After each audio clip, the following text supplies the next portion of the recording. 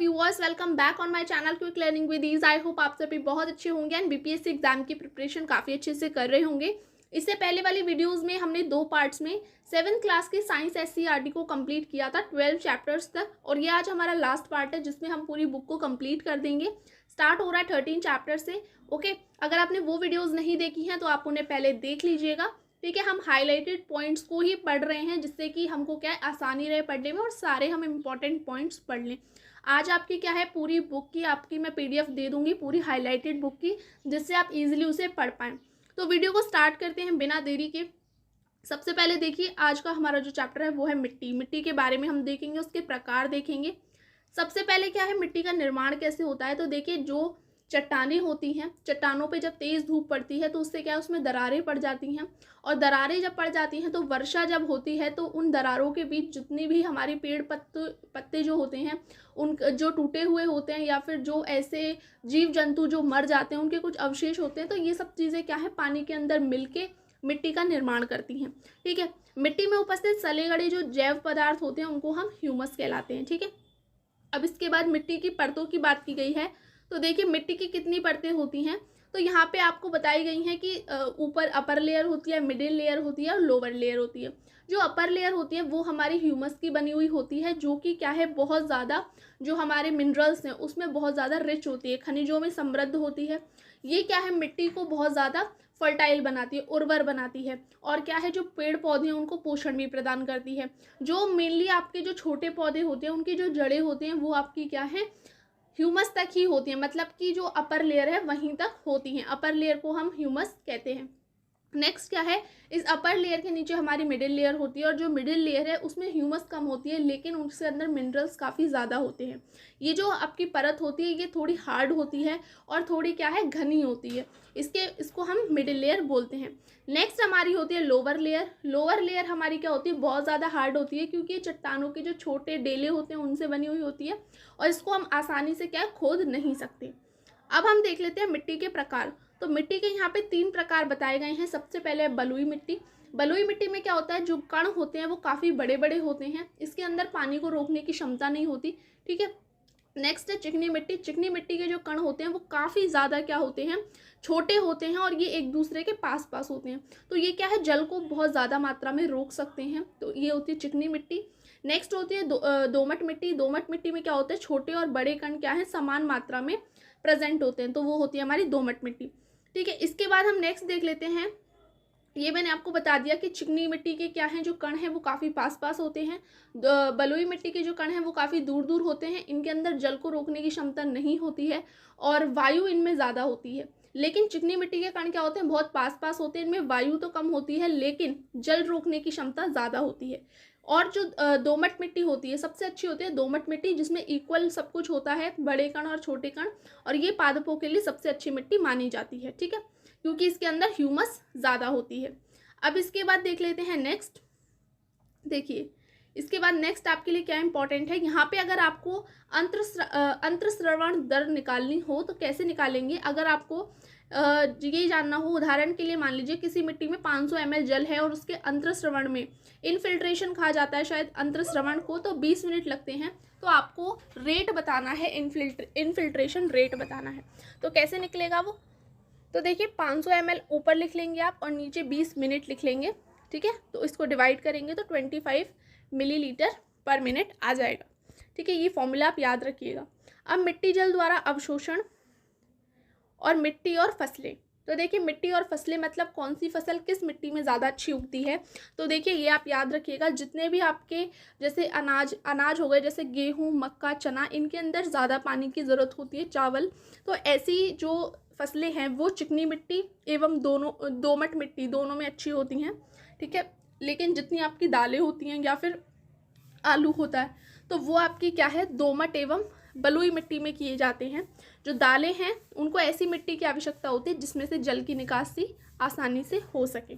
ठीक है, इसके बाद नेक्स्ट है मृदा अपर्दन क्या होता है। तो देखिए, मृदा अपर्दन होता है सॉइल इरोजन। सॉइल इरोजन का मीनिंग ये है कि जब पानी, पवन अथवा बर्फ के द्वारा मिट्टी की ऊपर की सतह हट जाए।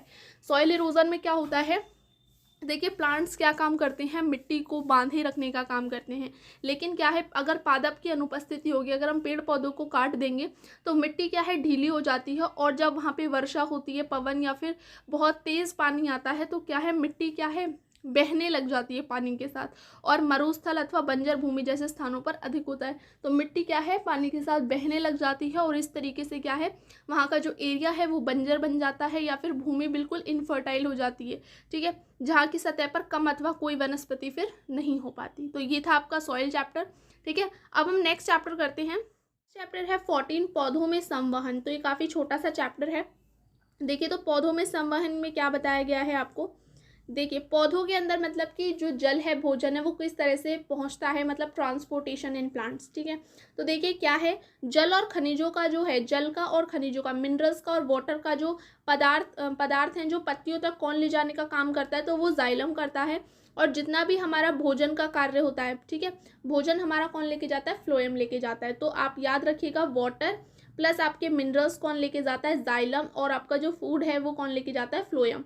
ठीक है, अब क्या है, जाइलम नलियों का लगातार पतला स्तंभ कॉलम बनाता है जो जड़, तने एवं पत्तियों तक फैला रहता है। तो जो जाइलम है वो कुछ इस तरह क्या है, कॉलम के रूप में क्या है, जड़ों तक, पत्तियों तक और क्या है, नीचे तनों तक क्या है, अपने आप में फैला रहता है। अब देखिए पौधों का संवहन ऊतक क्या है, तो ऊतक मैंने आपको बता दिए, ऊतक मीन्स होता है tissue. Xylem and phloem, xylem जल खनिजों को संवहन करता है और फ्लोएम भोजन का करता है। ठीक है, इसके बाद वाष्पोत्सर्जन क्या होता है, मतलब ट्रांसपिरेशन क्या होता है।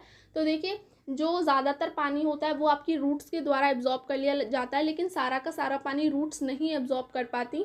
तो जो बचा कुचा पानी होता है, अतिरिक्त जल होता है, वो पत्तियों में पाए जाने वाले छिद्रों, जिन्हें रंध्र, स्ट्रोमेटा कहते हैं, के द्वारा क्या है, जब वाष्पन के द्वारा मतलब इवेपोरेशन के द्वारा क्या है, ट्रांसपोर्टाइज होता है। और उनके इवेपोरेशन को, पत्तियों द्वारा जो इवेपोरेशन होता है उसको हम बोलते हैं क्या है, ट्रांसपिरेशन। वाष्प के रूप में पत्तियों से जल का उत्सर्जन ट्रांसपिरेशन कहलाता है। तापमान बढ़ने पर क्या है, वाष्पोत्सर्जन की क्रिया तीव्र हो जाती है। तो जितना ज़्यादा टेम्परेचर होगा, जितनी ज़्यादा गर्मी होगी, उतना जल्दी पानी क्या है, वाष्पन होगा पानी का। ठीक है, तो ये आपका इस चैप्टर में इंपॉर्टेंट था। अब वाष्पोत्सर्जन को प्रभावित करने वाले कारक कौन कौन से हैं, तो सूर्य है।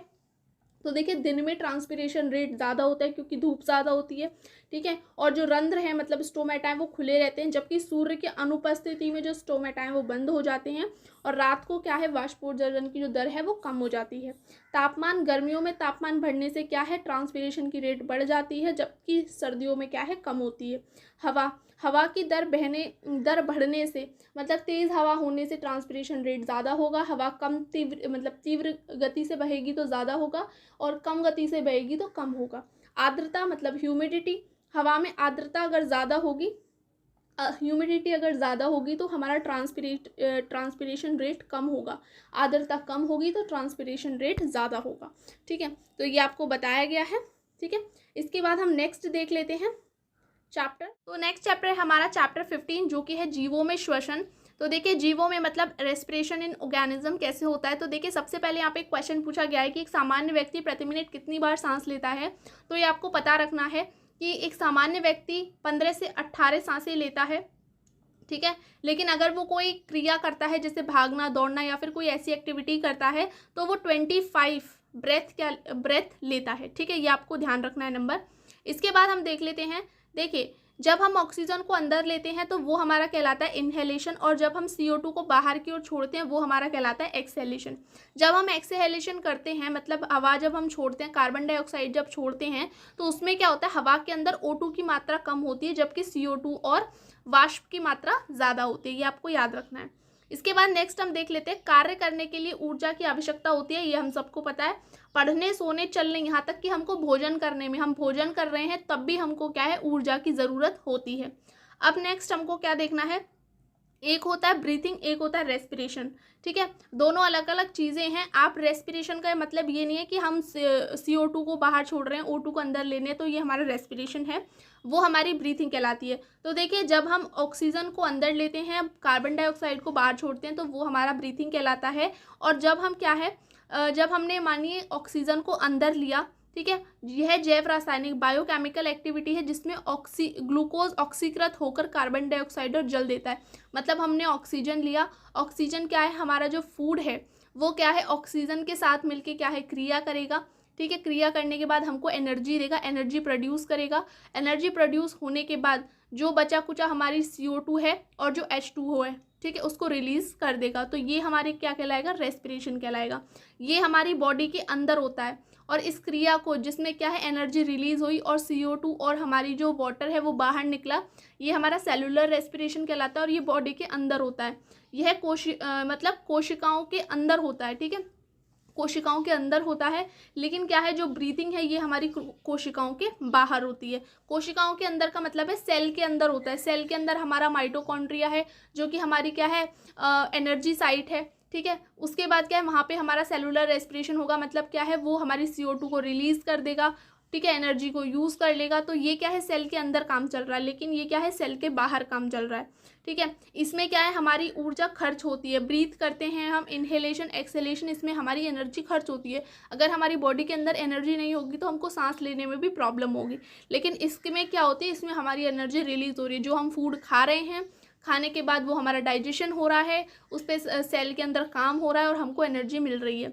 इस क्रिया में एंजाइम की सहभागिता नहीं होती। मतलब इसके अंदर हमारी कोई एंजाइम यूज़ नहीं हो रही, लेकिन इसके अंदर प्रोटीन तोड़ने वाली, कार्बोहाइड्रेट तोड़ने वाली, फैट्स को एब्जॉर्व करने वाली, ये सारी की सारी क्या है, एंजाइम्स यहाँ पे यूज़ हो रही हैं। तो यहाँ पे एंजाइम की यूज़ होता है और यहाँ पे एंजाइम का यूज़ नहीं होता है। ठीक है, तो ब्रीथिंग और रेस्पिरेशन में डिफरेंस आपको पता चल गया होगा।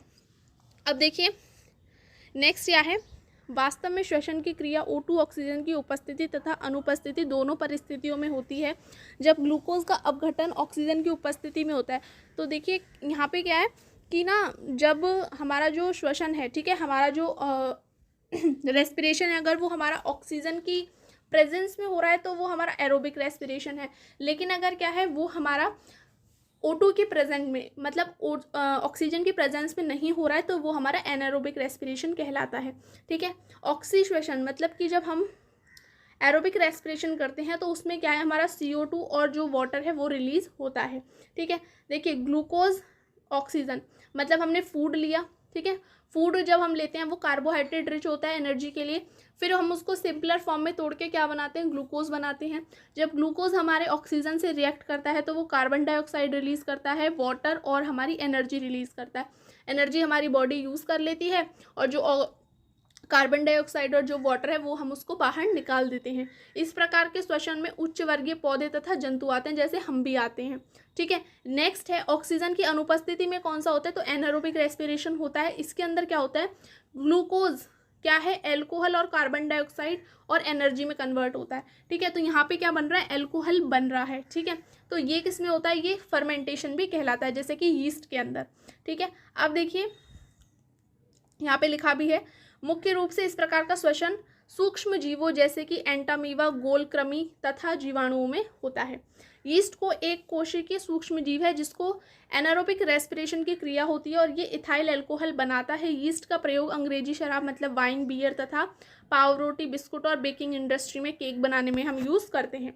ऑक्सीजन की अनुपस्थिति में ग्लूकोज का एल्कोहल में अपघटन फर्मेंटेशन कहलाता है। ठीक है, अब देखिए ये आपको एनारोबिक और एरोबिक रेस्पिरेशन बता रखा है। तो जो आपका एरोबिक रेस्पिरेशन है ये O2 की प्रेजेंस में होता है, एनारोबिक O2 की एब्सेंस में होता है। ग्लूकोज का पूर्ण रूप से क्या है, कार्बन डाइऑक्साइड वाटर में कन्वर्ट हो जाना और एनर्जी रिलीज करना, ये हमारा एनारोबिक रेस्पिरेशन है, सॉरी एरोबिक रेस्पिरेशन है। और ग्लूकोज का इथाइल अल्कोहल में कन्वर्ट हो जाना और कार्बन डाइऑक्साइड में होना, तो ये हमारा एनारोबिक रेस्पिरेशन है। ठीक है, इसके बाद हम एक चीज़ देख लेते हैं, मैं आपको यहाँ पे डायग्राम दिखा रही हूँ, इस डायग्राम को देखिए अच्छे से। अब हम यहाँ पे ह्यूमन रेस्पिरेशन की बात कर लेते हैं। तो देखिए ह्यूमन रेस्पिरेशन में क्या हुआ, ग्लूकोज O2 के साथ मिलकर CO2 H2O plus energy release कर रहा है। अब कैसे कैसे होता है ये, सबसे पहले हमने O2 को इनहेल किया। O2 इनहेल करने के बाद ये नेजल कैविटी में जाता है। नेजल कैविटी के अंदर आपके म्यूकस और हेयर प्रेजेंट होता है, जो कि क्या है, जो अनवांटेड डस्ट पार्टिकल हैं उनको अंदर नहीं जाने देता, वहीं पे क्या है, उनको रोक लेता है। और जैसे ही आप छींकते हैं तो वो सारे पार्टिकल्स बाहर आ जाते हैं। इसके बाद ये हमारी जो एयर है, O2 रिच एयर है, ये हमारी फेरिंग्स में एंटर करती है। फेरिंग्स क्या है? फेरिंग्स एक कॉमन ओपनिंग है एयर और वाटर के लिए, ठीक है। इस तरीके से होता है आपका फेरिंग्स, और ये दो में डिवाइड हो जाता है। ये आप मान लीजिए आपका फूड पाइप है और ये आपका विंड पाइप है, ठीक है। अब देखिए हमने जो खाना खाया वो विंड पाइप में ना चला जाए, इसके लिए यहाँ पे एक फ्लैप लाइक स्ट्रक्चर प्रेजेंट होता है यहाँ पे, जिसको हम एपिग्लॉटिस बोलते हैं, ठीक है। एपिग्लॉटिस क्या करता है? हम जब कोई खाना खा रहे हैं तो वो विंड पाइप में ना जाए, तो वो विंड पाइप में ना जाए तो विंड पाइप को ढक लेता है, ठीक है। तो हमारा खाना सिर्फ क्या है? फूड पाइप में जाता है, और जब हम विंड हमारे अंदर जाती है तो ये फूड पाइप को ढक लेता है, जिससे कि क्या है? विंड अपने पर्टिकुलर प्लेस से जाए। तो एपिग्लॉटिस आपको क्लियर हो गया। अब फेरिंग्स से जो एयर है वो ट्रैकिया में जाती है, जिसको हम विंड पाइप बोलते हैं। अब ट्रैकिया से जाती है फिर ब्रोंकाई में, ठीक है। ब्रोंकाई होते हैं बहुत सारी होती हैं, उनको बोलते हैं ब्रोंकाई, और ब्रोंकस होता है सिंगुलर। अब ब्रोंकाई होते क्या हैं, मैं आपको एक और बार बता देती हूँ इसको। तो देखिए ये जो हमारा ट्रैकिया है ये इस तरीके से लंग्स में जाके डिवाइड हो गया। ये आपका लंग है, ठीक है। ये लंग्स में ऐसे करके डिवाइड हो जाता है। ये आपके दो लंग हैं, जैसे ये आपका दो लंग है, ठीक है। ये आपका क्या है? ब्रोंकाई हो गई। ये आपके क्या है? ब्रोंकाई हैं, ठीक है। अब ये जो ब्रोंकाई हैं ये फर्दर डिवाइड हो जाते हैं ब्रोंक्यूल्स के अंदर। इस तरीके से लंग्स के अंदर ये वापस से डिवाइड हो जाते हैं ब्रोंक्यूल्स के अंदर, ठीक है। ब्रोंक्यूल्स के अंदर डिवाइड हो जाते हैं, और ये जो ब्रोंक्यूल्स हैं इनके एंड में, ये जैसे मानिए ये आपका ब्रोंक्यूल था। अब ब्रोंक्यूल एक सैक लाइक स्ट्रक्चर में एंड होता है। इसको हम क्या बोलते हैं? तो इसको हम बोलते हैं एल्वियोलाई, ठीक है। क्या बोलते हैं? एल्वियोलाई। तो यहाँ पे मैं आपको दिखा देती हूँ, जो ब्रोंक्यूल्स थे ये डिवाइड हुए लंग्स के अंदर, जैसा कि आपको यहाँ पे दिख रहा है। अब ये एल्वियोलाई में जाके एंड होता है। ये bronchioles and up into alveoli, एक सैक लाइक स्ट्रक्चर होता है इस तरीके से, ठीक है। इसमें ये एंड करते हैं। अब देखिए ये जो एल्वियोलाई है इसी के अंदर क्या है? आपका गैसियस एक्सचेंज होता है। गैसियस एक्सचेंज का मीनिंग है यहाँ पे आपकी जो CO2 है वो आपके ब्लड से बाहर जाएगी, और जो आपका O2 रिच एयर है वो अब आपके ब्लड के अंदर जाएगी, ठीक है। तो एल्वियोलाई से जो O2 रिच एयर है वो आपके ब्लड के अंदर चली जाएगी और CO2 बाहर निकल जाएगी। अब वापस से क्या है? जो CO2 है वो कैसे बाहर जाएगी? तो CO2 फिर ब्रोंक्यूल्स में जाएगी, फिर ब्रोंकाई में जाएगी, फिर ट्रैकिया में जाएगी, फिर फेरिंग्स में जाएगी, और नेजल कैविटी से होते हुए ये बाहर हो जाएगी, ठीक है। तो इस तरीके से आपकी O2 अंदर जाएगी और CO2 बाहर हो जाएगी। अब एक और चीज़ यहाँ पे देखिए है, जब हम इनहेलेशन और एक्सहेलेशन करते हैं तो हमारी बॉडी के अंदर क्या क्या होता है वो हम देख लेते हैं एक बार। सबसे पहले ये हमने इनहेलेशन किया, मतलब हमारे O2 अंदर जा रही है। तो जब O2 अंदर जाती है तो यहाँ पे हमारा एक डायफ्राम प्रेजेंट होता है, ठीक है। लंग्स के जस्ट नीचे एक क्या है? डोम शेप्ड स्ट्रक्चर प्रेजेंट होता है। डोम शेप्ड है क्योंकि इस शेप का है ये, तो ये इसको हम बोलते हैं डायफ्राम, ठीक है। अब देखिए डायफ्राम होता क्या है? तो ये चेस्ट कैविटी और ये नीचे है एब्डोमिनल कैविटी, इसको क्या है? अलग करता है, ठीक है। तो जब हम क्या है? इनहेलेशन करते हैं, मतलब O2 अंदर लेते हैं, तो ये जो डायफ्राम है ये नीचे चला जाता है। क्या है? ये नीचे चला जाता है। यहाँ पे आपको एरो भी दिख रही होगी, अगर आपको एरो नहीं दिख रही तो ये नीचे को चला जाता है, ठीक है। और जो हमारे रिब्स हैं और जो हमारी चेस्ट है वो क्या है? फूल जाएगी, मतलब बाहर की ओर आ जाएगी, और हमारी रिब्स ऊपर की ओर जाएंगी, ठीक है। तो जब हम इनहेल कर रहे हैं तो हमारी रिब्स ऊपर जा रही हैं, चेस्ट फूल रही है और डायफ्राम नीचे जा रहा है। और जब हम एक्सहेल करते हैं, मतलब CO2 को बाहर निकाल रहे हैं, तो जो हमारा डायफ्राम है वो वापस से, जो नीचे गया था ना, तो ये वापस से अपनी पोजीशन में आ जाएगा यहीं पे। और जो हमारी रिब्स है वो वापस से क्या है? सिकुड़ जाएंगी, मतलब कि क्या है? कॉन्स्ट्रिक्ट होंगी, मतलब पहले फूल रही थी, ऊपर की ओर जा रही थी, अब नीचे की ओर आ जाएंगी, ठीक है। और ये अंदर की ओर चेस्ट हो जाएगी हमारी। तो ये होता है हमारा एक्सहेलेशन और इनहेलेशन। नेक्स्ट यहाँ पे देखिए जो ऑक्सीजन का वहन है, मतलब जो ऑक्सीजन है वो हमारी क्या है? एक हमारा जो RBC के अंदर एक पिगमेंट पाया जाता है हीमोग्लोबिन, उसके द्वारा होता है, और ये ऑक्सीजन से संबंध होकर ऑक्सी हीमोग्लोबिन बनाता है। और जब ये ऑक्सीजन विभिन्न कोशिकाओं में विस्तृत हो जाता है, पुनः कोशिकाओं से हीमोग्लोबिन कार्बन डाइऑक्साइड से संबंध होकर कार्बोक्सी हीमोग्लोबिन बनाता है। तो जब हीमोग्लोबिन O2 से मिल रहा है तो ऑक्सी हीमोग्लोबिन बनाता है, हीमोग्लोबिन CO2 से मिल रहा है तो कार्बोक्सी हीमोग्लोबिन बनाता है। इससे CO2 को बाहर निकालने के लिए रक्त CO2 को फेफड़ों तक लाता है, जहाँ से CO2 नासाद्वार के द्वारा बाहर निकल जाती है। गाय, मेंढक, छिपकली, मुर्गी आदि जंतुओं में वक्ष गुहाओं में फेफड़े होते हैं, ठीक है, लेकिन अन्य जंतुओं में होते हैं या नहीं ये हम देख लेते हैं। तो देखिए यहाँ पे बताया गया है। जैसे कि अमीवा है हमारा, तो अमीवा और पैरामीशियम के अंदर गैस के आदान प्रदान के लिए क्या है, वो शरीर की सतह से करते हैं, मतलब बॉडी सरफेस से करते हैं। लेकिन जो बहुकोशिकीय हैं, जिनमें जैसे केचुआ आता है, तो केचुआ क्या है, शरीर गैसों का आदान प्रदान अपनी स्किन के द्वारा करता है, त्वचा के द्वारा। ठीक है, इसे क्यूटेनियस रेस्पिरेशन भी बोलते हैं। तिलचट्टे के अंदर और कीटों में श्वसन के लिए शरीर पे स्पोर्स प्रेजेंट होते हैं, छिद्र प्रेजेंट होते हैं, जिन्हें हम रेस्पिरेशन पोर्स बोलते हैं। इन रंध्रों से गैस का विनिमय होता है। मेंढक जल तथा स्थल दोनों में पाए जाने वाला जंतु है। इसमें श्वसन की क्रिया फेफड़ों तथा त्वचा दोनों के द्वारा होती है। जलीय जीव जैसे मछली में श्वसन के लिए एक विशेष अंग होता है जिसे हम गिल्स बोलते हैं। इससे जल में घुलनशील ऑक्सीजन श्वसन के लिए प्रयुक्त होता है तथा श्वसन के उपरांत CO2 रिलीज होता है। ठीक है, तो ये अलग अलग डिफरेंट एनिमल्स के बारे में आपको बताया गया है। अब पौधों के अंदर कैसे श्वसन होता है, तो देखिए पौधों के अंदर क्या होता है, सबको एनर्जी की ज़रूरत है और पौधे मुख्यतः कौन सी जैविक क्रियाएं करते हैं। पौधों में सांस लेने के और छोड़ने के लिए जंतुओं की तरह अंग नहीं होते, बल्कि पत्तियों में पाए जाने वाले स्टोमेटा होते हैं, जिसमें O2 क्या है तथा कार्बन डाइऑक्साइड गैसों का विनिमय होता है। पौधे क्या है, प्रकाश संश्लेषण की क्रिया होती है, फोटोसिंथेसिस होती है। इसमें कार्बन डाइऑक्साइड प्रयुक्त होता है तथा ऑक्सीजन बाहर रिलीज किया जाता है। दिन में कार्बन डाइऑक्साइड तथा ऑक्सीजन का अनुपात संतुलित रहता है, लेकिन क्या है, ये रात में बदल जाता है। तो यहाँ पे एक चीज़ बताई गई है कि रात को ना पेड़ों के नीचे नहीं सोना चाहिए। क्यों नहीं सोना चाहिए, क्योंकि दिन में क्या है, पेड़ ज़्यादा से ज़्यादा ऑक्सीजन रिलीज करते हैं और क्या है, कार्बन डाइऑक्साइड क्या है, मतलब ज़्यादा लेते हैं अपने अंदर और ज़्यादा से ज़्यादा ऑक्सीजन रिलीज़ करते हैं। लेकिन रात को क्या होता है, क्योंकि हमारा सन नहीं होता, क्यों, तो क्या है, प्लांट्स ज़्यादा से ज़्यादा कार्बन डाइऑक्साइड रिलीज़ करते हैं। तो अगर हम पेड़ों के नीचे सोते हैं तो हमको ज़्यादा गर्मी लग सकती है, हमको सांस लेने में प्रॉब्लम हो सकती है। ठीक है, तो यहाँ पे यही बताया गया है कि हमको गर्मी क्यों लगती है। ठीक है, तो ये आपको बता दिया। इसके बाद बीजों के अंदर श्वसन होता है या नहीं, तो आप कभी किसी बोरी है उसके अंदर बीज भरे हुए हैं तो आप उसमें हाथ डाल के देखेंगे तो आपको गर्मी की फीलिंग होगी, मतलब गरम गरम सा लगेगा।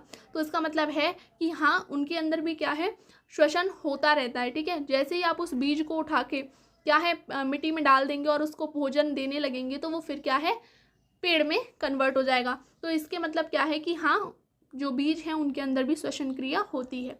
ठीक है, तो ये आपका चैप्टर था कंप्लीट। ठीक है, इसके बाद नेक्स्ट चैप्टर है आपका प्रकाश। प्रकाश में देखिए सबसे पहले क्या है, यूक्लिड ने 300 ईसा पूर्व में एक बुक लिखी थी जिसका नाम था ऑप्टिका। इसमें उन्होंने ये बताया कि जो प्रकाश है वो हमेशा क्या है, स्ट्रेट लाइन में मूव करता है। ठीक है, इसके बाद जो हमारा समतल दर्पण होता है, मतलब कि नॉर्मल प्लेन मिरर होता है, उसमें जो हमारा इमेज है वो हमेशा सीधा बनता है और जितना हमारा वस्तु का साइज होता है उस सेम साइज का बनता है। इसके बाद नेक्स्ट है कि एम्बुलेंस क्यों उल्टा लिखा जाता है। तो देखिए एम्बुलेंस इसलिए उल्टा लिखा जाता है कि जो व्हीकल्स होते हैं उनके जो मिरर होते हैं वो कॉन्वेक्स होते हैं और कॉन्वेक्स मिरर के अंदर हमेशा जो हमारी इमेज है वो सीधी बनती है, इरेक्ट बनती है। इस वजह से क्या है, एम्बुलेंस को उल्टा लिखा जाता है जिससे कि वो कॉन्वेक्स मिरर में जाके सीधी दिखाई दे। ठीक है, इसके बाद नेक्स्ट यहाँ पे देखिए जो चम्मच की उल्टी साइड होती है वो हमारी कॉनकेव मिरर की तरह वर्क करती है, सॉरी कॉन्वेक्स मिरर की तरह वर्क करती है, जिसमें हमारी इमेज क्या है, सीधी बन रही है। और जिस साइड से हम खाते हैं चम्मच की वो हमारी कॉनकेव मिरर की तरह वर्क करती है। ठीक है, जिसमें हमारी इमेज क्या है, उल्टी बनती है। इसके बाद नेक्स्ट हम देख लेते हैं, यहाँ पे बताया भी क्या है कि जो चम्मच का भीतरी पृष्ठ है, मतलब जिस पृष्ठ से हम खाते हैं वो हमारा क्या है, अवतल दर्पण मतलब कॉनकेव मिरर की तरह वर्क करती है और जो बाहरी पृष्ठ है वो हमारा कॉन्वेक्स मिरर की तरह वर्क करता है। इसके बाद नेक्स्ट हम देख लेते हैं, देखिए कॉनकेव मिरर और कॉन्वेक्स मिरर के बारे में मैं आपको एक बार डायग्राम से भी बता देती हूँ। इस तरीके से ये जो अंदरी वाली साइड है ये है आपका कॉनकेव मिरर, ये साइड। ठीक है, चम्मच की इस साइड से ही हम खाते हैं और ये जो उल्टी साइड है चम्मच की ये वाली, ठीक है, ये आपकी कहलाती है कॉनकेव, कॉन्वेक्स। ठीक है, तो ये है कॉन्वेक्स और ये है कॉनकेव। ठीक है, होप आपको ये क्लियर अब हो गया होगा। इसके बाद नेक्स्ट हम देख लेते हैं जो अवतल दर्पण होता है, मतलब कि जो कॉनकेव मिरर होता है उससे जो हमारा प्रतिबिंब है, मतलब इमेज है, वो साइज में वस्तु से छोटी या बड़ी भी बन सकती है। प्रतिबिंब वास्तविक या फिर आभासी भी हो सकता है, मतलब जो हमारा कॉनकेव मिरर है उससे जो हमारी इमेज बनेगी वो हमारी क्या है, छोटी भी बन सकती है, बड़ी भी बन सकती है, जितना हमारा ऑब्जेक्ट का साइज है उससे, और क्या है, रियल भी बन सकती है और वर्चुअल भी बन सकती है। तो ये दोनों तरह का हो सकता है। लेकिन जो हमारा उत्तल दर्पण होता है, उत्तल दर्पण मतलब कॉन्वेक्स मिरर होता है, उससे क्या है, हमेशा जो हमारा इमेज बनेगा वो क्या है, सीधा बनता है। ठीक है, ये चीज़ आप याद रखिएगा कि जो कॉन्वेक्स मिरर है उससे जो हमारी इमेज बनेगी हमेशा वो इरेक्ट और वर्चुअल ही बनेगी, इरेक्ट एंड वर्चुअल। ठीक है, इरेक्ट माने सीधा, वर्चुअल माने आभासी। तो उत्तल दर्पण से अधिक क्षेत्र के दृश्य का प्रतिबिंब भी बना सकते हैं, तो ये चालकों के पीछे अपेक्षाकृत अधिक क्षेत्र वाहनों को देखने में सहायता करता है। और जो कॉन्वेक्स मिरर है वो मैंने आपको बताया कि सबसे पहले तो इरेक्ट इमेज बनाता है, इस वजह से एम्बुलेंस को उल्टा लिखा जाता है।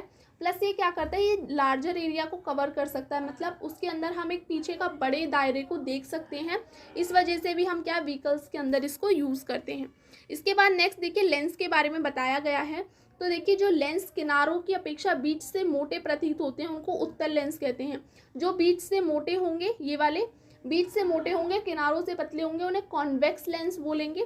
और जो बीच से पतले होंगे और किनारों से मोटे होंगे उन्हें हम बोलेंगे कॉन्केव लेंस। ठीक है, अब देखिए उत्तल लेंस पर पड़ने वाले प्रकाश को अंदर की ओर मोड़ता है, इसे अभिसारी लेंस कहते हैं। तो देखिए जो कॉन्वेक्स मिरर है, उत्तल लेंस मतलब कॉन्वेक्स लेंस क्या करता है कि ये सारी की सारी लाइट को, ये बहुत सारी लाइट पड़ रही है, इसको एक पॉइंट पे लाके फोकस कर देता है। और ये इस वजह से क्या है, जिन लोगों की दूर की नज़र कमज़ोर होती है, जिनको हाइपरमेट्रोपिया होता है, उनके लिए हम क्या है कॉन्वेक्स लेंसेज का यूज़ करते हैं।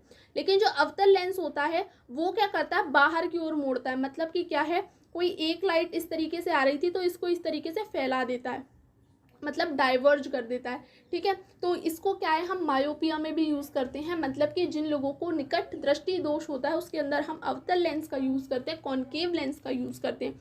ठीक है, तो जो हमारा कॉन्वेक्स लेंस है उसे हम कन्वर्जिंग लेंस बोलते हैं, और जो हमारा कॉन्केव लेंस है उसको हम डाइवर्जिंग लेंस बोलते हैं। होप आपको यहाँ तक क्लियर हुआ। अब देखिए लेंस से किसी भी प्रकाश स्रोत को देखना खतरनाक है। उत्तल लेंस से सूर्य के प्रकाश को किसी के शरीर या फिर आवश्यक वस्तु पे केंद्रित नहीं करना चाहिए, क्योंकि इससे शरीर या वस्तु जल सकती है। तो जो हमारे कॉन्वेक्स लेंस हैं वो क्या करते हैं, सबसे पहले मैंने आपको बताया कॉन्वेक्स लेंस करते क्या हैं, तो वो कन्वर्जिंग का काम करते हैं। मतलब कि कोई यहाँ से बहुत सारी लाइटें आ रही थी इस तरीके से, तो वो उनको क्या है एक पॉइंट पे लाके फोकस कर देते हैं। ठीक है, अगर आप इस लेंस से क्या है, मानिए सूरज की किरण आप किसी कागज पर या फिर किसी के शरीर पे ऐसे फोकस कर देते हैं, तो क्या होगा, वो उसका भाग जल जाएगा और जो पेपर है वो भी जल जाएगा, क्योंकि वो सारी जितनी भी सूर्य की किरणें उनको एक जगह फोकस कर देगा और वो जगह गर्म हो जाएगी और वो इंसान जल सकता है। ठीक है, तो हमको कॉन्वेक्स लेंसेज को कभी भी क्या है यूज़ नहीं करना चाहिए, मतलब किसी के भी शरीर पर या किसी आवश्यक वस्तु पर उसको फोकस नहीं करना चाहिए। ठीक है, इसके बाद देखिए प्रकाश श्वेत अथवा रंगीन ये बताया गया है। तो यहाँ पे आपको इंद्रधनुष के बारे में बताया गया है कि जब हमारी वर्षा होती है तो वर्षा के पश्चात आपने देखा होगा कि इंद्रधनुष क्या है, आकाश में सूर्य की विपरीत दिशा में अनेक रंगों के एक बड़े धनुष जैसा दिखाई देता है। तो जब प्रकाश किसी सीढ़ी से परिवर्तित होता है तो वो आपको अनेक वर्णों में दिखाई देता है। और यही स्थिति आप कभी कभी साबुन के बुलबुलों में भी देखते हैं कि आपने देखा होगा कि हमको साबुन के बुलबुलों में बहुत सारे कलर्स दिखाई देते हैं। तो वो क्या है, इस वजह से होता है कि जब प्रकाश हमारा किसी सीढ़ी से परिवर्तित होता है तो हमको ये अनेक वर्ण दिखाई देते हैं। तो ये था आपका चैप्टर प्रकाश। अब हम नेक्स्ट चैप्टर करते हैं। अब नेक्स्ट चैप्टर है हमारा पौधों में जनन। ठीक है, तो पौधों में जनन कैसे होता है, प्लांट्स के अंदर रिप्रोडक्शन कैसे होता है, ये हम देखेंगे।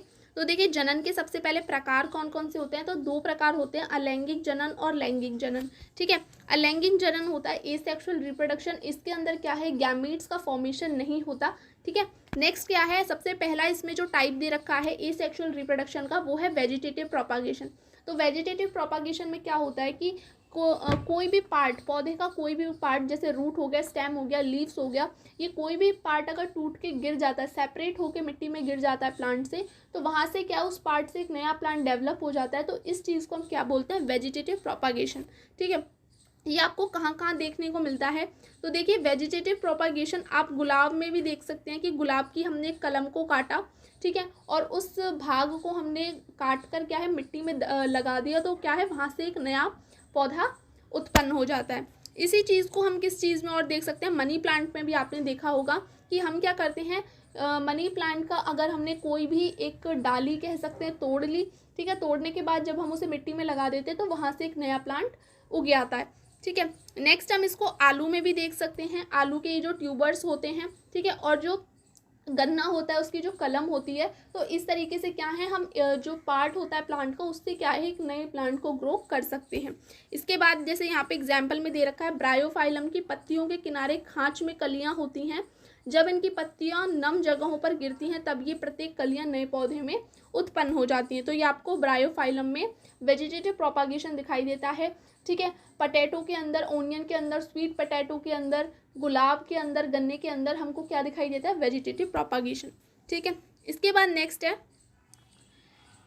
नेक्स्ट है लेयरिंग विधि। लेयरिंग विधि में क्या होता है कि हम क्या है जैसे कि बेली, चमेली, गेंदा आदि के जो पौधे होते हैं उसमें हम लेयरिंग विधि का प्रयोग करते हैं। इस विधि में क्या होता है कि हम क्या करते हैं, पौधे की किसी शाखा को मिट्टी में दबा देते हैं, फिर उस स्थान की मिट्टी को नम रखा जाता है, मतलब उसे पानी दिया जाता है। फिर क्या होता है 15-20 दिनों बाद क्या होता है, जो दबा हुआ भाग है उस पर जड़ें निकलने लग जाती हैं। फिर जो मुख्य तने की ओर से जो मिट्टी से दबी हुई भाग के नज़दीक से हम काट लगा कर क्या कर देते हैं, अलग कर देते हैं, और 10-15 दिनों बाद उसे सावधानी से उखाड़ कर जहाँ लगाना हो वहाँ लगा देते हैं। ठीक है, तो ये हो गई आपकी लेयरिंग विधि। ठीक है, इसके बाद नेक्स्ट है बडिंग। बडिंग में क्या होता है, देखिए बडिंग में क्या होता है, जो बड होता है वो टूट के गिर जाता है और उससे क्या है एक नया पौधा उत्पन्न हो जाता है। तो बडिंग आपको जैसे कि यह यीस्ट के एक कोशीय जीव, इसका उपयोग बेकरी उद्योग, मतलब ईस्ट के अंदर आपको क्या देखने को मिलता है, तो ईस्ट के अंदर आपको बडिंग देखने को मिलती है। जैसे कि यहाँ पे दिखाई गई है कि ये क्या है, ग्रो करता हुआ चलता है और इस पर रिंग लाइक स्ट्रक्चर बनता हुआ चलता है। फिर ये एक रिंग लाइक स्ट्रक्चर टूट के मिट्टी में गिर जाता है और यहाँ से एक नया एक सेल है वो क्या है, ग्रो होने लग जाता है। तो ये आपकी क्या होती है, बडिंग, मतलब एक बड का टूट के गिर जाना। इसके बाद नेक्स्ट आती है आपकी फ्रेगमेंटेशन। ठीक है, फ्रेगमेंटेशन मतलब खंडन। ये शैवाल में खंडन, तो एल्गे के अंदर होता है, ये शैवालों के अंदर होता है। जैसे कि इसका एग्जाम्पल ये जो डायग्राम है ये स्पायरोकायरा का है। इसमें क्या है, ये जो फ्रेगमेंट्स होते हैं यहाँ पे आपको लाइन दिखाई दे रही है, यहाँ से ये अलग हो जाता है ये पार्ट। ठीक है, और जब ये पार्ट अलग हो जाता है तो फिर ये जो पार्ट है ये अपने आप में ग्रो करने लग जाता है। ठीक है, तो ये होता है आपका फ्रेगमेंटेशन, खंडन। इसके बाद नेक्स्ट आपको स्पोर फॉर्मेशन। स्पोर फॉर्मेशन आपको फंजाई में देखने को मिलेगा, फर्न के अंदर, मॉसेस के अंदर देखने को मिलेगा। तो इसमें क्या होता है कि जो कवक के जो बीजाणु हैं, स्पोर्स हैं, मतलब फंजाई के जो स्पोर्स होते हैं फंगस के, वो क्या है हवा में तैरते रहते हैं। जैसे ही इनको क्या है कोई ऐसा सबस्ट्रेटम मिलता है, ऐसी कोई जगह मिलती है जहाँ पे ग्रो कर सकते हैं, तो वहाँ पे ये ग्रो करने लग जाते हैं। ठीक है, इनमें अलैंगिक जनन होता है, ये मैंने आपको बताया। प्रत्येक बीजाणु उच्च ताप तथा निम्न आर्द्रता जैसी प्रतिकूल परिस्थितियों से बचने के लिए कठोर सुरक्षात्मक आवरण से ढके रहते हैं। ये लंबे समय तक जीवित रहने के लिए अपने को अनुकूलित कर लेते हैं। अनुकूल परिस्थिति मिलते ही बीजाणु क्या है, अंकुरित होने लग जाते हैं और ये नए जीव में विकसित होने लगते हैं। ये आपको मिलते किस किस में, मॉस, फर्न जैसे निम्न स्तरीय पौधों में बीजाणुओं द्वारा जनन होता है। तो स्पोर फॉर्मेशन मैंने आपको बताया। इसके बाद नेक्स्ट है लैंगिक जनन, मतलब सेक्सुअल रिप्रोडक्शन। तो सेक्सुअल रिप्रोडक्शन के लिए फ्लावर्स के पास क्या है, पार्ट होते हैं। तो देखिए जो मेल फ्लावर होता है उसके पास क्या होता है, पुंकेसर होता है, मतलब क्या है, स्टेमन होता है। और जो फीमेल पार्ट होता है उसके पास क्या होता है, स्त्रीकेसर, मतलब पिस्टिल होता है। ठीक है, पुंकेसर और पिस्टिल ये आपको दो बताए गए हैं, ये मादा और आपके नर पौधे का भाग है। इसके बाद देखिए कुछ फूल ऐसे होते हैं जिनके अंदर जो स्टेमन और पिस्टिल है वो एक ही फ्लावर में प्रेजेंट होते हैं, तो उनको हम क्या बोलते हैं, बाइसेक्सुअल फ्लावर बोलते हैं। लेकिन जिनके अलग अलग होते हैं, जनन अंग, स्त्रीकेसर और पुंकेसर अलग अलग होते हैं, तो वो क्या होते हैं, यूनिसेक्सुअल होते हैं। ठीक है, इसके बाद नेक्स्ट हम देख लेते हैं, जो हमारा स्टेमन होता है उसके ऊपर एंथर होते हैं और इन एंथर के अंदर क्या होते हैं, हमारे पोलन ग्रेन्स होते हैं। ये पोलन ग्रेन्स किसका काम करते हैं, मेल गैमीट का काम करते हैं। कैसे काम करते हैं कि यही पोलन ग्रेन्स क्या है, जो फीमेल का स्टेमन है वहाँ पे जाके क्या होंगे, अटैच होंगे, फिर ये क्या है आपके जो ओव्यूल है उसको फर्टिलाइज करेंगे। ठीक है, तो जो स्त्री केसल का जो पिस्टिल के अंडाशय मतलब ओवरी में एक या अधिक जो ओव्यूल होते हैं, मादा युग्मक फीमेल गैमीट बनाते हैं। लैंगिक जनन की प्रक्रिया में नर युग्मक मादा युग्मक से बीजांड से मिलते हैं, फलस्वरूप जाइगोट बनता है। तो देखिए इसका मेन ये है कि जो मेल है, ठीक है, मेल प्लांट है ये वाला, ठीक है, ये इसका ये स्टेमन रहा और यहाँ पे इसके क्या है, पोलन ग्रेन्स हैं। ठीक है, ये है आपका फीमेल प्लांट, ठीक है, और ये है इसका स्टेमन। ठीक है, अब क्या होगा, यहाँ से पोलन ग्रेन हवा द्वारा या फिर बर्ड्स द्वारा, ठीक है, जो रस चूसते हैं या फिर किसी इंसेक्ट द्वारा क्या है, ये पोलन ग्रेन्स क्या है यहाँ पे आएंगे और ये क्या है, जो फीमेल का पार्ट है उससे क्या है स्टिक हो जाएंगे। फिर यहाँ पे एक ये पोलन ट्यूब की संरचना करेंगे और इस तरीके से नीचे आपकी जो फीमेल फ्लावर की जो ओवरी है और इसके अंदर जो ओव्यूल रखे हुए हैं इनको क्या करेंगे, फर्टिलाइज कर देंगे पोलन ग्रेन। कोई एक पोलन ग्रेन जाके क्या फर्टिलाइज कर देगा और इस तरीके से क्या है यहाँ पे फर्टिलाइजेशन हो जाएगा और फर्टिलाइजेशन के बाद आपका किसका फॉर्मेशन होगा, जाइगोट का फॉर्मेशन होगा।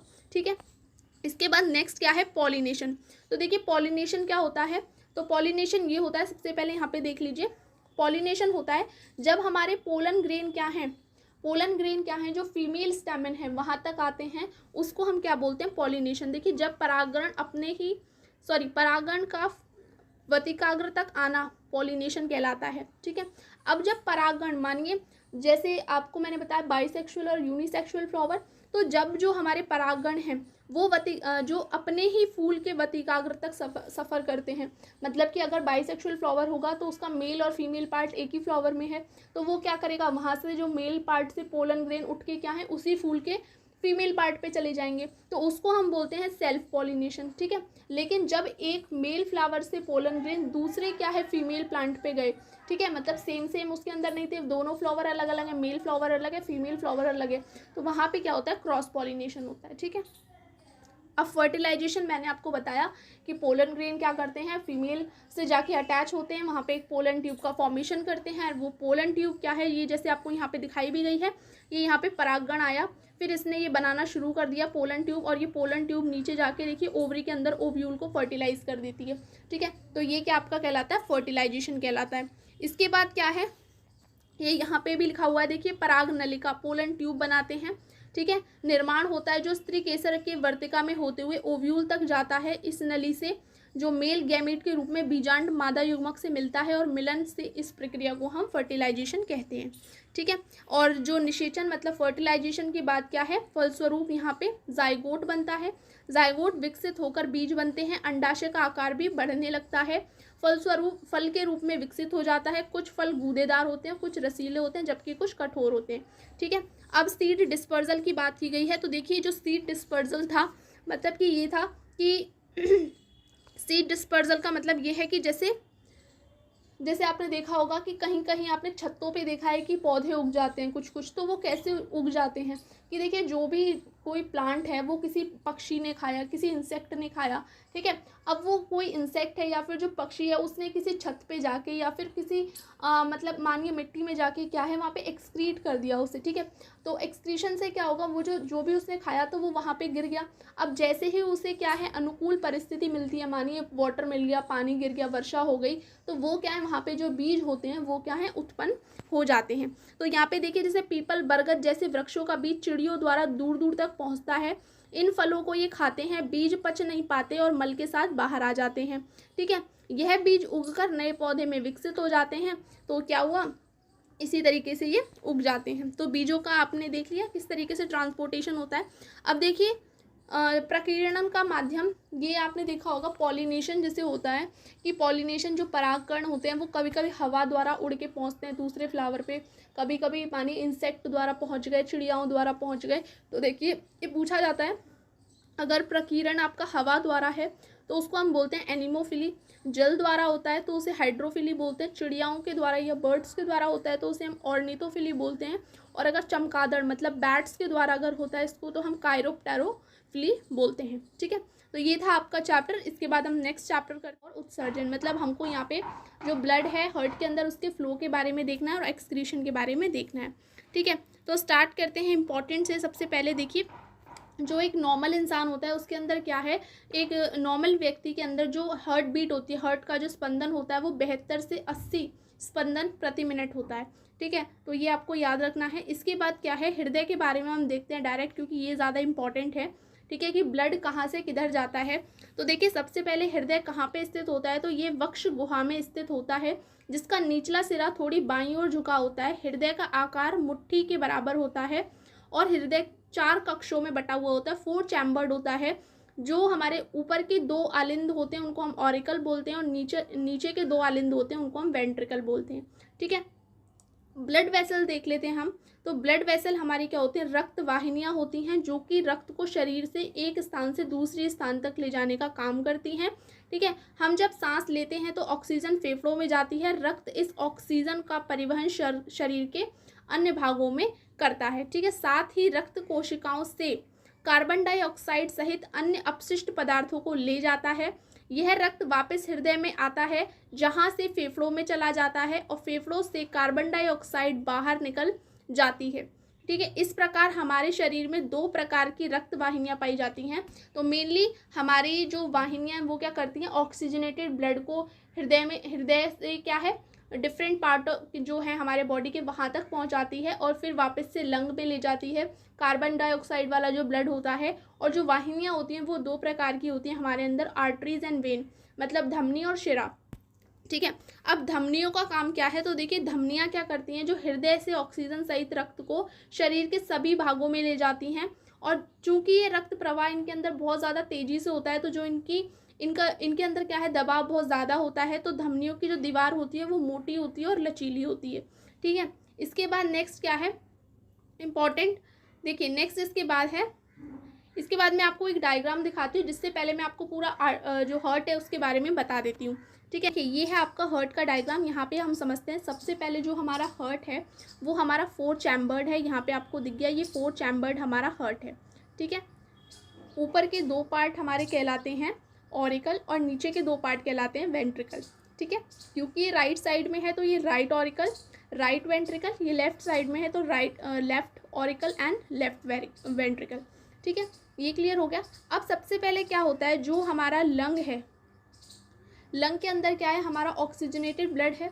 ठीक है, तो लंग से क्या है, जो हमारा ऑक्सीजन रिच ब्लड है वो पल्मोनरी वेन द्वारा लेफ्ट ऑरिकल में आता है। पल्मोनरी वेन यहाँ पे लिख रहा है, इसके द्वारा क्या है, ये लेफ्ट ऑरिकल में आता है।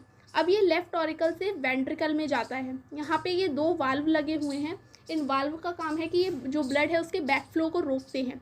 अब ये वेंट्रिकल में जब आ गया है तो ये वेंट्रिकल से जाता है एक, ये जो आपको दिखाई दे रही है इसको बोलते हैं ऑर्टा। ये ऑर्टा नस है और ये सबसे बड़ी नस है हमारी बॉडी की। ठीक है, ये ऑर्टा क्या करती है, हमारे फिर सारे के सारे जितनी भी हमारी सेल्स हैं उनके अंदर ब्लड को पहुंचाती है, हमारी डिफरेंट बॉडी पार्ट को फिर ब्लड मिलता है। ठीक है, अब क्या है, यहाँ ऑर्टा से क्या हुआ, हमारा सारे बॉडी पार्ट को ब्लड मिल गया। अब हमारी बॉडी के अंदर रेस्पिरेशन की प्रोसेस होगी। प्रोसेस में क्या होगा, हमारा ग्लूकोज ऑक्सीजन की उपस्थिति में कार्बन डाइऑक्साइड, वाटर और एनर्जी रिलीज़ करेगा।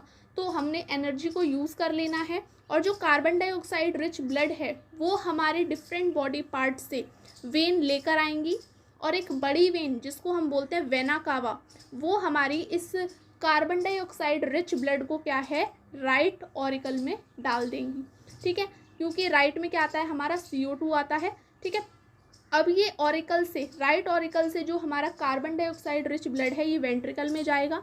ठीक है, वेंट्रिकल से फिर क्या है, ये एक आर्टरी द्वारा वापस से लंग में ले जाया जाएगा और उस आर्टरी का नाम है पल्मोनरी आर्टरी। ठीक है, तो पल्मोनरी वेन हमारी क्या करती है, O2 रिच ब्लड को कहाँ लेके आ रही है, लेफ्ट ऑरिकल में। और पल्मोनरी आर्टरी हमारी क्या कर रही है, हमारे जो CO2 रिच ब्लड है, मतलब जो गंदा अशुद्ध हमारा जो खून है उसको वापस से लंग में लेके जा रही है। ठीक है, तो इस तरीके से हमारा पूरा हार्ट वर्क करता है। इसको एक और बार आप अच्छे से सुन लेना, ध्यान से बना लेना, फिर आपको समझ आ जाएगा। नेक्स्ट हम देखते हैं, यहाँ पे यही बताया गया है रक्त वाहिकाओं में अंतर। जो आर्टरीज होती हैं ये हमारा क्या कर रही हैं, ऑक्सीजन रिच ब्लड को लेती हैं और जो शिराएं हैं वो कार्बन डाइऑक्साइड रिच ब्लड को लेती हैं। अब ये क्या है, आर्टरी हमारे हृदय से सभी भागों को पहुँचाती हैं। आर्टरी से आप समझ सकते हैं अवे, ए से आर्टरी, ए से अवे मतलब हार्ट से अवे, मतलब हार्ट से दूर दूर तक हमारे बॉडी पार्ट्स को पहुंचाएंगी। ठीक है, और इनकी जो दीवार होती है वो मोटी और लचीली होती है। और जो वेन्स होती हैं, वेन्स क्या करेंगी, सभी मतलब वेरी बैड, वी से आप समझ सकते हैं वेन्स, वी से वेरी बैड। बैड क्यों है, क्योंकि ये क्या करेंगी, शरीर के सारे भागों से क्या है, कार्बन डाइऑक्साइड को लेके आएंगी। ठीक है, और इनकी जो दीवारें होती हैं वो पतली होती हैं। इसके बाद देखिए हार्ट बीट के बारे में बात की गई है। तो हार्ट बीट क्या होती है, हृदय कक्ष की दीवार पेशियाँ, जो हृदय की कक्ष की जो दीवारें होती है, चैम्बर की, जो हार्ट चैम्बर की जो दीवारें होती हैं वो मसल से बनी हुई होती हैं। और ये जो मसल्स हैं, ये एक क्या है, एक लयबद्ध तरीके से सिकुड़ती हैं, फैलती हैं, सिकुड़ती हैं, फैलती हैं। तो ये क्या करता है, यही लयबद्ध सिकुड़ना और फैलना हमारा हार्ट बीट कहलाता है। ठीक है, इसके बाद नेक्स्ट क्या है तो देखिए आपका जो हृदय है वो क्या है, आपकी छाती की बाईं ओर क्या है, आप इसको महसूस कर सकते हैं। ठीक है, इसके बाद नेक्स्ट आप स्टेथोस्कोप के बारे में देख लेते हैं। तो डॉक्टर के पास जो स्टेथोस्कोप होता है उसका उपयोग हृदय की धड़कन की ध्वनि को बढ़ाने की युक्ति के रूप में करते हैं। स्टेथोस्कोप के एक सिरे पर चेस्ट पीस लगा होता है जिसमें संवेदनशील डायफ्राम होता है। ठीक है, डायफ्राम होता है। दूसरे सिरे पर ईयर पीस मतलब श्रोतिका लगे होते हैं जो एक नली द्वारा चेस्ट पीस हमारे हृदय के स्थान पर रखकर ईयर पीस से धड़कनों की ध्वनि का अध्ययन करते हैं, जिससे उन्हें हमारे हृदय की स्थिति का पता लग पाता है। मतलब वो एक सिरे को हमारी चेस्ट पे लगाते हैं और दो जो होते हैं उनको अपने कानों में लगाते हैं। इससे वो हमारी क्या है, हार्ट के बारे में पता लगाते हैं। ठीक है, इसके बाद नेक्स्ट ये विलियम हार्वे की कहानी है। तो विलियम हार्वे ने, ये है आप इतना याद रखिए, जो रक्त परिसंचरण की जो खोज है वो विलियम हार्वे ने की थी, नामक एक डॉक्टर ने की थी। ठीक है, इसके बाद आप ये देख सकते हैं, पूरी कहानी एक बार पढ़ सकते हैं, बट आप इतना याद रखिएगा विलियम हार्वे ने रक्त परिसंचरण की खोज की थी। अब सभी जानवरों में क्या है, आपका रक्त नहीं पाया जाता, जैसे कि स्पंज और हाइड्रा, इनमें क्या है, परिसंचरण तंत्र के लिए क्या है, रक्त नहीं पाया जाता। जिस जल में वे रहते हैं वही उनके शरीर में प्रवेश करके उनके भोजन और ऑक्सीजन की आपूर्ति करता है। जब जल बाहर निकलता है तो वह अपने साथ कार्बन डाइऑक्साइड और अपशिष्ट पदार्थों को बाहर ले आता है, इसलिए उन्हें क्या है, रक्त समान कोई तरल पदार्थ की ज़रूरत नहीं है। एग्जाम्पल आप याद रखिएगा, स्पंज और हाइड्रा। अब जंतुओं में उत्सर्जन मतलब एक्सक्रीशन की बात की जा रही है यहाँ पे। तो देखिए मानव उत्सर्जन तंत्र की बात करते हैं यहाँ पे। तो जो मानव का उत्सर्जन तंत्र है वो आपका उसके अंतर्गत गुर्दा, मूत्राशय, मूत्रनली, ये सब आते हैं। ठीक है, अब देखिए क्या है, जो आपकी किडनी होती है, किडनी क्या है, हमारे शरीर के अंदर दो गुर्दे होते हैं, दो किडनी होती हैं, जो स्त्री पुरुष में क्या है, बराबर होते हैं। स्त्री पुरुष में एक जैसे होते हैं, समान रूप से काम करते हैं। दोनों गुर्दे पेट के पिछले भाग में कमर के ऊपर सेम जैसे आकृति वाले होते हैं। सेम की आकृति कुछ इस प्रकार की होती है, ये वाला। ठीक है, तो ये होते हैं। इसके बाद नेक्स्ट क्या है, जब रक्त हमारे गुर्दों में पहुंचता है तो क्या है, इसमें से उपयोगी और हानिकारक दोनों ही प्रकार के पदार्थ होते हैं। ठीक है, जो उपयोगी पदार्थ होते हैं वो हमारी बॉडी अवशोषित कर लेती है। जो जल में घुले हुए अपशिष्ट पदार्थ होते हैं उनको क्या है, मूत्र के रूप में अलग कर देते हैं, मतलब बाथरूम के रूप में या फिर टॉयलेट के रूप में, टॉयलेट बाथरूम ने यूरिन के रूप में। ठीक है, तो गुर्दों से मूत्र वाहिनियों से होता हुआ मूत्राशय पेशाब की थैली में जाता है। ठीक है, इसके बाद नेक्स्ट मूत्र वाहिनियाँ क्या है, नली के आकार की होती हैं। मूत्राशय में मूत्र जमा होता रहता है। मूत्राशय से एक पेशी नली के द्वारा जुड़ा रहता है जिसे मूत्र मार्ग कहते हैं, और मूत्र मार्ग से एक सिरा खुलता है जिसे मूत्र रंध्र कहते हैं, और मूत्र शरीर से बाहर निकाल दिया जाता है।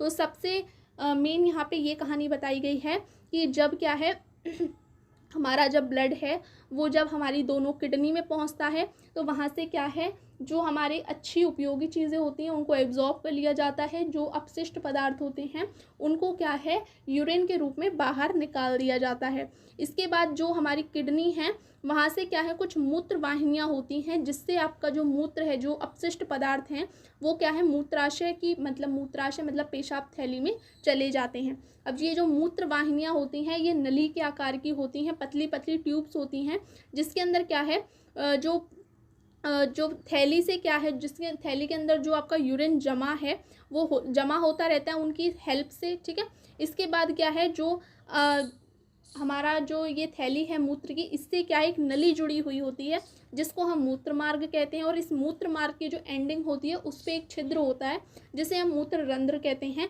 इससे हमारा जो यूरिन है वो बाहर निकल जाता है। ठीक है, तो ये है आपकी सिंपल बात। और इसके बाद नेक्स्ट क्या है, जो हमारा यूरिन होता है वो हमारा 95% जल, 2.5% यूरिया और 2.5% अन्य अपशिष्ट उत्पादों से बना होता है। यूरिया नाइट्रोजन युक्त विषैला पदार्थ है, इसका शरीर से बाहर निकलना आवश्यक है। ठीक है, गुर्दे का मुख्य कार्य है शरीर में पानी और नमक की सामान्य मात्रा को बनाए रखना और रक्त को छानकर मूत्र को तथा हानिकारक तत्वों को अलग करना, मूत्र को मूत्राशय तक पहुंचाना जहां से मूत्र मार्ग द्वारा शरीर से बाहर निकलता रहता है। ठीक है, ये आपको गुर्दे के बारे में बताया है, किडनी के बारे में। अब उत्सर्जन अंग के रूप में त्वचा। तो त्वचा आप जानते हैं त्वचा कैसे क्या है, हमारी पूरी शरीर में फैली हुई है और इसका प्रमुख कार्य क्या है कि ये हमारे बॉडी टेम्परेचर को मेंटेन रखती है। त्वचा के नीचे हमारी स्वेट ग्लैंड्स प्रेजेंट होती हैं, श्वेत ग्रंथियाँ, जिनसे क्या है पसीना आता है और पसीने के अंदर हमारा जल होता है और हमारा सॉल्ट होता है, लवण होते हैं। इसलिए हमको क्या है गर्मियों में आपने देखा होगा कपड़ों पे वाइट वाइट जमा हो जाता है, कुछ इसे वाइट वाइट स्पॉट्स बन जाते हैं, वो इसलिए बन जाते हैं क्योंकि हमारे स्वेट के अंदर सॉल्ट प्रेजेंट होता है। ठीक है, इसके बाद नेक्स्ट हम डायलिसिस की बात कर लेते हैं। तो देखिए गुर्दों का या फिर जो किडनी है उसका मेन कार्य है हमारा कि जो अच्छे उपयोगी पदार्थ हैं उनको अलग कर लेना, अवशोषित कर लेना, और बेकार जो मतलब पदार्थ हैं उनको बाहर निकालना। लेकिन कभी कभी जब हमारे गुर्दे ख़राब हो जाते हैं, कोई प्रॉब्लम हो जाती है, कोई इन्फेक्शन हो जाता है या वो काम करना बंद कर देते हैं, तो हमको डायलिसिस की ज़रूरत पड़ती है। डायलिसिस में क्या होता है, ये कृत्रिम वक्र द्वारा रक्त को नियमित रूप से छानकर उसमें अपशिष्ट पदार्थों को हटा दिया जाता है, जिससे इंसान की ज़िंदगी बढ़ सकती है। इस प्रकार रक्त के छानने की विधि को हम डायलिसिस बोलते हैं। ठीक है, अब नेक्स्ट देखिए यहाँ पे बताया गया है कि हमारी जो बॉडी है वो सुन्न क्यों हो जाती है, सुन्न होने का क्या कारण है। तो देखिए यहाँ पे क्या है, हमारी जब मांसपेशियां काम करना बंद कर देती हैं, उन्हें लगातार क्या है ब्लड नहीं मिल रहा, उन पे अच्छे से फ्लो नहीं होता ब्लड का, तो क्या है वो काम नहीं कर पाती। तो देखिए क्या होता है, जब हम लगातार किसी असुविधाजनक स्थिति में बैठे या लेटे होते हैं तो हमारे जो हाथ पैर हैं वो कुछ समय के लिए दब जाते हैं और उस भाग में क्या है जो हमारा ब्लड का फ्लो है वो कम हो जाता है या उसमें रुकावट पैदा हो जाती है। इसका नतीजा क्या होता है कि जो हमारी पेशियां और जो तंत्रिकाएं होती हैं उसमें ऑक्सीजन और पोषण युक्त रक्त नहीं पहुंच पाता या फिर उनको कम मिलता है। तो ऐसी स्थिति में जो तंत्रिकाएं होती हैं वो अपना काम ठीक से नहीं कर पाती और वो न तो बाहर से संवेदना ग्रहण करती हैं और न ही पेशी तक पहुंचाती हैं। ठीक है, जिससे कि पेशी अपने आगे चल के अंगों को हिला डुला सके। इसको हम आम बोलचाल की भाषा में सुन्न होना कहते हैं। तो जो हमारा ब्लड फ्लो है वो तंत्रिकाओं तक ठीक से नहीं पहुंचता। इस वजह से जो तंत्रिकाएं हैं वो अच्छे से इन्फॉर्मेशन नहीं पहुंचा पाती मसल्स को, और जब मसल्स तक इन्फॉर्मेशन नहीं पहुंचती तो वो क्या है आगे का वर्क, मतलब हमारे शरीर को किधर हिलाना है, किधर डुलाना है, किधर देखना है, वो नहीं कर पाती। तो इस वजह से क्या है हम इसे आम बोलचाल की भाषा में बोलते हैं कि हमारे हाथ या पैर सुन्न हो गए। ठीक है, तो ये था आपका कंप्लीट चैप्टर और आपकी 7th क्लास की बुक यहाँ पे कंप्लीट हो जाती है। ठीक है, इसके बाद हम नेक्स्ट 8th क्लास की बुक को कंप्लीट करेंगे। और अगर आपको वीडियोस अच्छी लग रही हैं तो चैनल को लाइक शेयर सब्सक्राइब जरूर कर दीजिएगा। फिर मिलते हैं एक नई वीडियो के साथ, जब तक के लिए थैंक्स।